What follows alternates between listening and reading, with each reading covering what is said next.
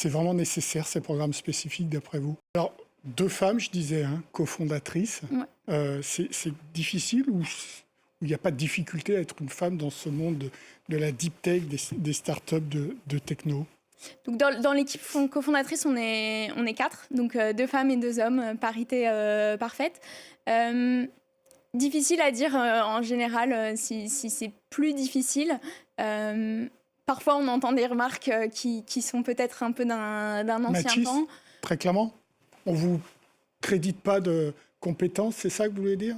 On peut nous créditer des compétences, mais sur certains sujets, on va plutôt s'adresser à nos cofondateurs masculins, Ah, etc. d'accord. Alors que Sur quoi? La finance plutôt ou... surtout sur les sujets très techniques, c'est assez la intéressant. techno. Alors que Susanna est Ouais. quand même un doctorat en machine learning, etc. Elle est extrêmement Mhm. une des têtes pensantes de la technique derrière, et pourtant parfois ça peut être un sujet.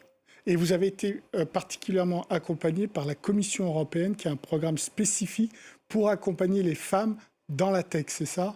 Oui, on a été lauréate donc, de ce programme, qui était un programme qui permet d'identifier, il me semble, une cinquantaine, 50 entreprises les plus prometteuses en Europe dans la deep tech, donc vraiment les sujets tech qui rentrent assez en profondeur pour les aider dans leurs différentes phases de croissance. C'est vraiment nécessaire, ces programmes spécifiques, d'après vous? Je ne sais pas si c'est nécessaire, mais c'est bienvenu.